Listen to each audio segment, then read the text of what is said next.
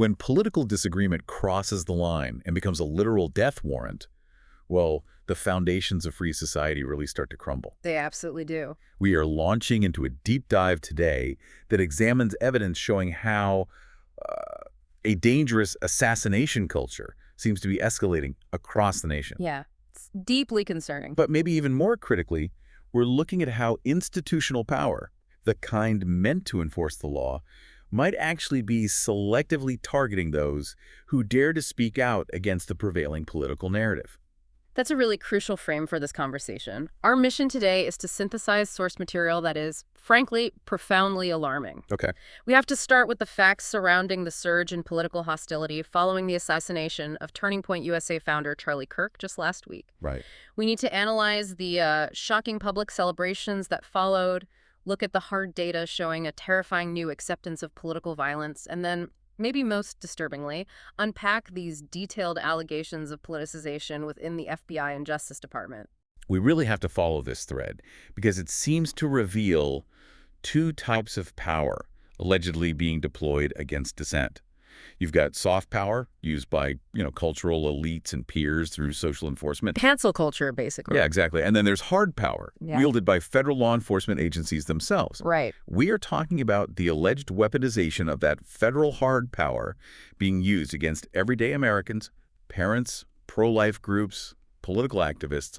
Well, according to the sources we've looked at, real violence directed at them often goes unpunished. It's a stark contrast. Okay, let's unpack this, starting with that horrific flashpoint last week. The assassination of conservative icon Charlie Kirk. He was a husband, a father of two, shot by a sniper named Tyler Robinson, who's just 22 years old. Prosecutors are, of course, seeking the death penalty for aggravated murder here. And what's really fascinating, or maybe chilling, is that federal prosecutors had actually warned about this specific trend months ago. Yeah, remember the earlier murder of United Healthcare CEO Brian Thompson? Vaguely, yes. In that case, federal prosecutors explicitly stated the accused assassin, Luigi Mangione, sought to, quote, normalize the use of violence to achieve ideological or political objectives. Wow. Normalize violence. Exactly. And that attempt to normalize violence now seems to be, well, metastasizing, you could say, in the Kirk case. And that normalization apparently continued immediately after the assassination. Yeah. Our sources detail vile wickedness and actual glee expressed by some on the political left celebrating Kirk's death. It's hard to fathom. It really is. The argument is that it crossed a profound social and political line. We weren't just seeing strong opinions. We were seeing open celebration of a murder. And the reaction from those, targeted by this glee was immediate. It actually served as a perfect example of social consequences being applied right back. Well, look at Clemson University. One employee was fired pretty quickly, and two faculty members were later dismissed because they made what the university itself called grotesque statements celebrating the assassination. And celebrating it publicly. Yes.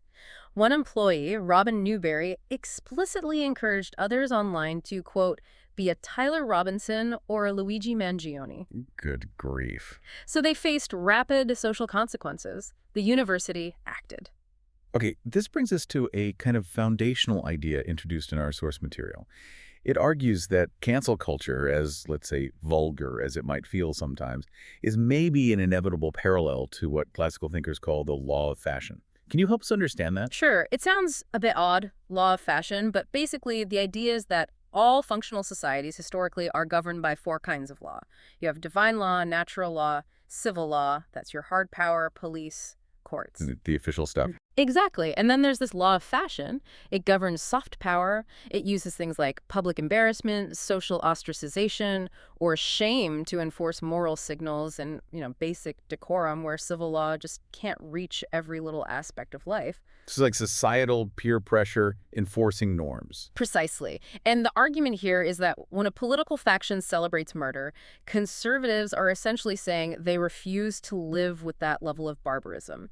They're demanding that soft power, these social consequences, steps in where hard power maybe can't or won't. So they're using the mechanisms of cancel culture right back at those celebrating violence. That's the argument presented, yes. Sort of fighting fire with fire in the realm of social consequences. And the urgency for this kind of social enforcement is backed up by some incredibly disturbing data published months before Kirk's death.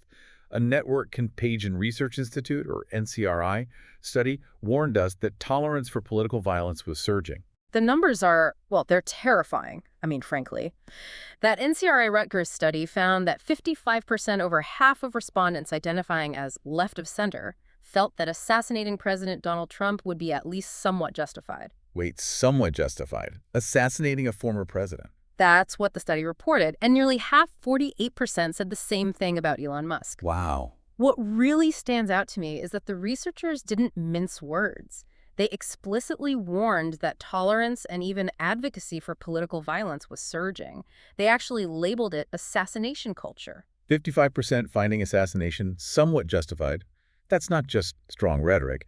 That sounds like a fundamental breakdown of civic trust, maybe even shared reality. It does. It really does. And the implication is pretty clear. The ideological barrier, that sort of mental guardrail against political violence, seems to be dissolving for a significant number of people. Okay, so that brings us back to the crucial connection you mentioned earlier. Right. If people are ideologically prepared to celebrate or justify murder, that's the soft power decay we were talking about, then we absolutely must ask, what happens when the very institutions tasked with maintaining civil law and order, the hard power? The FBI, the DOJ? Exactly. What happens when they start looking the other way? Or worse, maybe even participating in the political targeting? Let's make that pivot now. Yeah. Let's talk about the allegations surrounding federal hard power. This information comes primarily from the findings of the House Judiciary Committee Republican staff report, which claims the FBI is, quote, broken. Yeah, broken is a strong word. That report details what it calls a politicized bureaucracy. It alleges that the FBI systemically ridicules conservative Americans and exploits internal policies to target politically disfavored subjects. So it's not just individual bias. The report suggests it's systemic. That's the allegation, yes. That it's baked into the bureaucracy, that policies are being misused. This isn't just about, individual agents' decisions. The sources allege structural misconduct. It also seems to be an internal employment issue, according to the sources.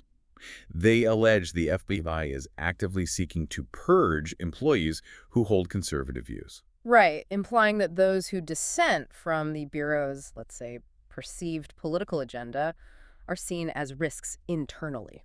And when you have leadership that allegedly views certain political beliefs as a threat, that framework naturally trickles down into how they treat the citizens they're sworn to protect, right? Absolutely. And we see that alleged targeting in action, according to the sources, often focused on dissenting citizens. Remember the controversy over school board meetings? Vaguely, yes. Parents were upset about curriculum and policies. Exactly. Well, following an Attorney General directive, the FBI operationalized a new internal threat label called IDU officials. IDU officials. Yeah. And this label was used with the National Threat Operations Center snitch line to open investigations on concerned parents simply attending school board meetings. That seems like an incredible use of federal law enforcement resources. What does a threat tag like IDU officials actually mean for just an ordinary parent showing up to speak? Well, according to the report and whistleblowers, it means that a parent, maybe belonging to a group like Moms for Liberty or just speaking passionately at a public meeting, gets flagged in federal systems. Flagged? Potentially initiating an FBI investigation for exercising their, fundamental right to speak and petition the government. Wow. And it gets worse. Whistleblowers claimed agents were pressured by superiors to reclassify these kinds of cases and similar ones as domestic violent extremism, or DVE. Why?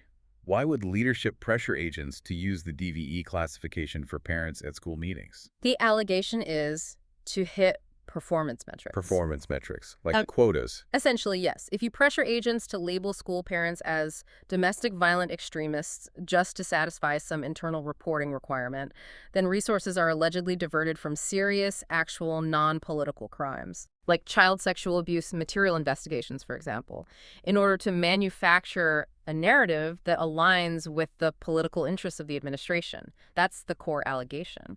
This alleged political double standard seems clearest when we look at the selective enforcement of federal laws, specifically the FACE Act. Maybe remind listeners what that is. Sure.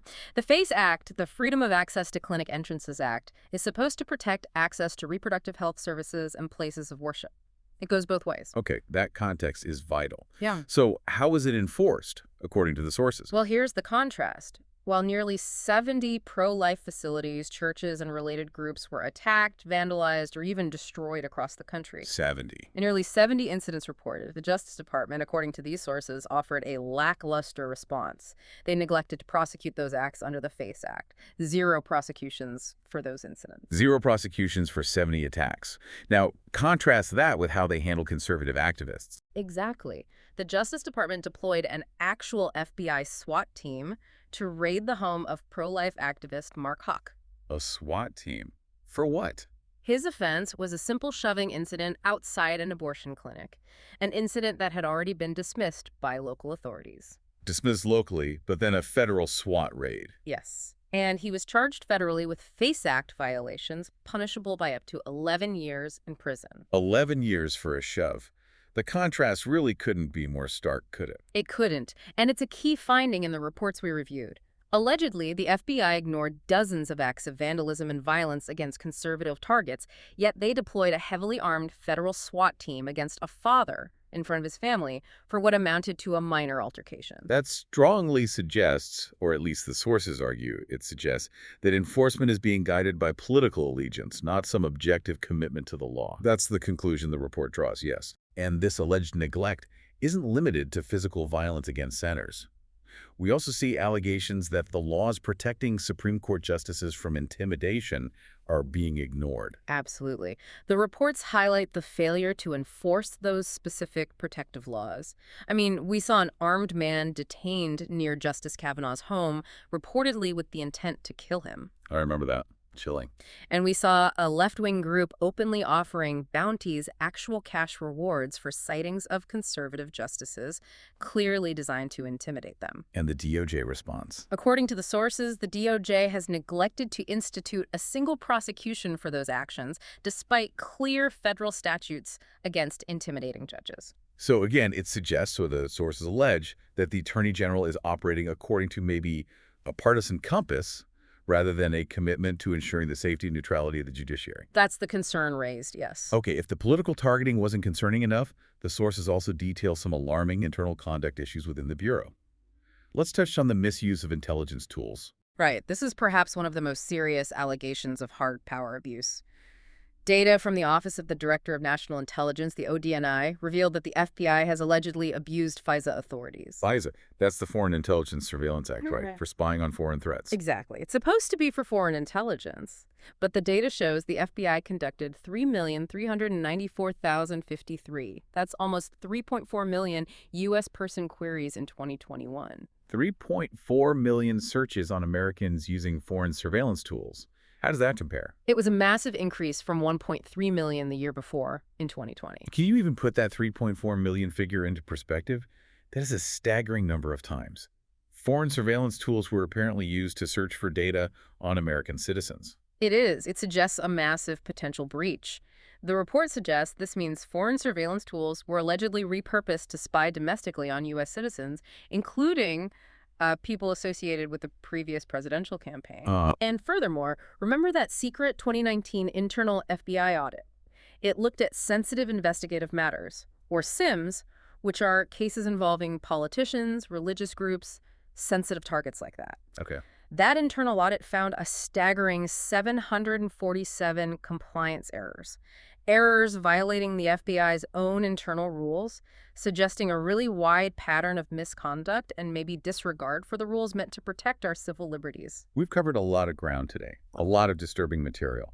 We started on the ideological front, discussing the physical, real-world violence apparently resulting from extreme rhetoric. This surge in assassination culture. Yeah, even celebrated by some political opponents, which is just shocking. And we finished by reviewing this really troubling evidence, suggesting that the institutions meant to enforce the law impartially are instead applying a political double standard. Right. The allegation is the federal government is using its hard power to suppress conservative dissent, targeting groups like concerned parents and pro-life activists, while simultaneously failing to act decisively, or sometimes at all, on violence directed against them.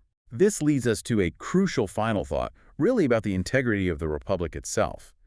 The founders, they believed that a Republican government needed virtue and morality to survive. They absolutely did. They defined injurious speech as including things like seditious libel and speech that harmed public morals, precisely because that kind of language destroys reputation and ultimately provokes violence. So if one side of the political spectrum uses soft power things like cancel culture and public glee to celebrate the assassination of a political opponent, Uh, and the state itself uses hard power federal agencies to allegedly suppress dissent and target people for practicing their faith or speaking their minds, what protections are truly left? yeah, what protections remain for the ordinary American just trying to speak their mind and exercise their basic rights? It's a fundamental question. So you really must consider, what is the true cost of tolerating this emerging assassination culture and this apparent politicization of our most powerful institutions? What's the cost to the moral and political foundation of our republic? That's the challenge of civic duty we're all left with today, thinking about that.